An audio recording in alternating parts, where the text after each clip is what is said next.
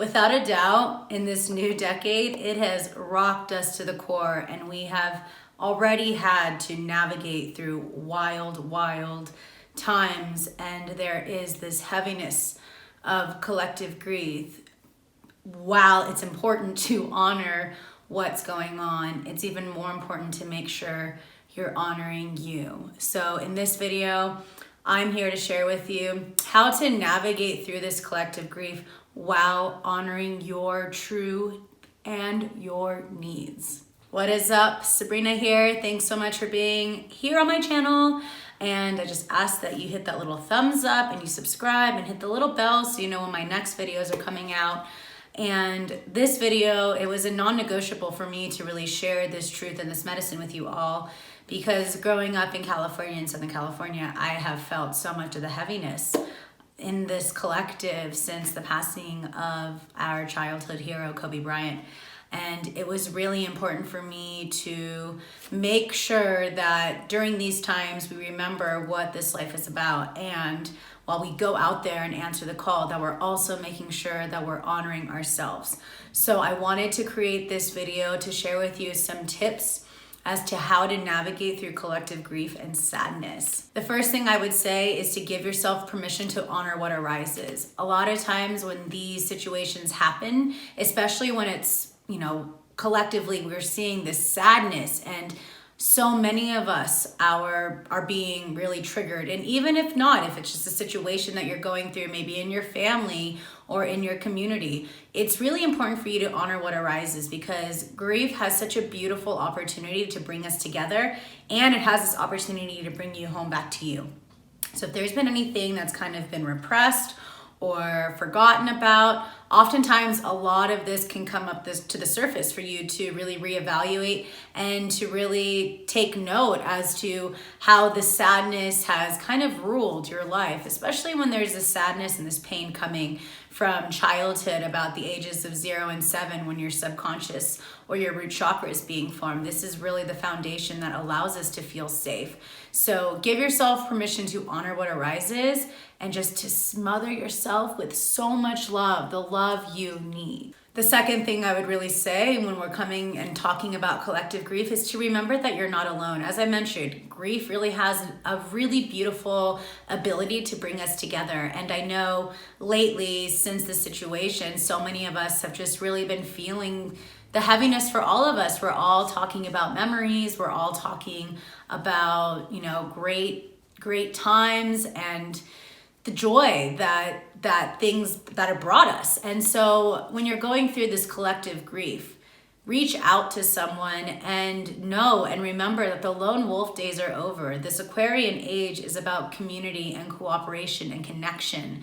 And this is the time for you to connect with a brother or sister who's also in pain, and just to really hold each other and to help restore that humanity, knowing that we're all human, emotions are normal, and it's important for us to honor these emotions, as I shared, honor what arises, but really know that you don't have to go through this alone. And if you really need help, make sure you reach out to a mental health specialist, a therapist, and really make sure you're taking care of yourself. That leads me to the third step of really making sure you give yourself permission to fill your cup. Maybe that looks like you're taking a longer bath. Maybe that looks like you're connecting with nature. Maybe that looks like you're cleaning your house. Maybe that looks like whatever you know what you need to do to feel good, to feel supported, to feel love. This is your opportunity to go out there and to do what it takes to fill up your cup. That can also lead to you reaching out to someone, and it can also lead to you just to kind of be quiet, have that social media detox, watch a movie, do something that will ignite and activate your inner child, the things that really bring you joy. These are really important things for us to remember as we're going through grief, to just take life, the blessing that it is, and run with it. Really honor the blessing that this life has to offer. This leads me to my next really strong advice, would be to honor your boundaries. If there's a lot of people reaching out to you and you kind of need your own space, honor that. If the news is really heavy to watch, disconnect from that. As I shared earlier, what fills up your cup? It's really important for you to say no. This is something that our generation wasn't really taught. We weren't taught boundaries, so we've had to really teach ourselves these boundaries. But it's really, really critical for you to know what your limits are and to honor them accordingly. And if someone's trying to reach out to you and it's too much, just send that text message and be like, hey love, like I'm going through it right now. Can I get back to you? Really just have that communication while honoring your boundaries, speak your truth, and give yourself permission, again, to honor what arises, honor where you're at, and to know that this is all part of the process and it's totally okay for you to go out there and honor your boundaries. With that, the next step and tip I would really suggest is to go into deeper meditation. There can be a lot of noise around you. It's really important to go within, find that stillness, reconnect with your breath. We are always creating what we see, and we have this opportunity to reclaim our power from what we see. If the world outside of us looks very overwhelming, return back home to you. Go practice more of that self-care, bring more of that stillness, do some yin yoga, do some kundalini yoga, go in nature, whatever your meditation looks like. Give yourself permission to really use this tool of meditation to really find that stillness, to go within and to listen to what you need, because deep within you is where all the answers are. It's not outside of you. This is a time for you to reclaim your power. This is a time for you to honor that inner knowing, that intuition, those gut feelings. Go back into the space and just go deep within and give yourself, again, permission to feel and honor what arises. It's the most important thing we can do for ourselves. The next really big advice I would really share with you is that if it's someone that the world or your community is mourning over, if there's sadness, if it's a particular person, or if it's a place that, you know, whatever it's coming up, give yourself permission to reflect on the impact and the legacy they've left behind. So for instance, with Kobe Bryant's passing, that was my childhood hero when I was in the depths of my depression. Seeing him light up at such a young age, he's only 11 years older than me, seeing him light up and really be active and aligned to his purpose and really activated on his passion for the game, that inspired me to be passionate behind what I do. While it was very hard for me the 2 days after, the day he passed and the day after, it was really important for me to honor his legacy of perseverance and to keep going. And here I am creating this video for you. And here I am ready to fucking crush it with my business. And it's because this is the impact this man has played on my life. So it doesn't matter if it's someone else that's passed or a memory or a place, whatever the collective sadness, whatever the situation is, if it is an individual, really hone in and feel and reflect on how they've made an impact in your life. And even if it's a tragic of someone you don't know or someone you haven't been impacted in, just really feel into that energy. We're all universally connected, and just to really send that love and to know that you've got so many more guardian angels and guides supporting you, especially if it's someone that was so connected to your upbringing and your journey. Just allow yourself to feel the impact they've really made on your life, and promise yourself to go out there and to make the most of this life, because it's so precious and so sweet. That leads me to my next tip, which is to just promise yourself to make the most out of every moment.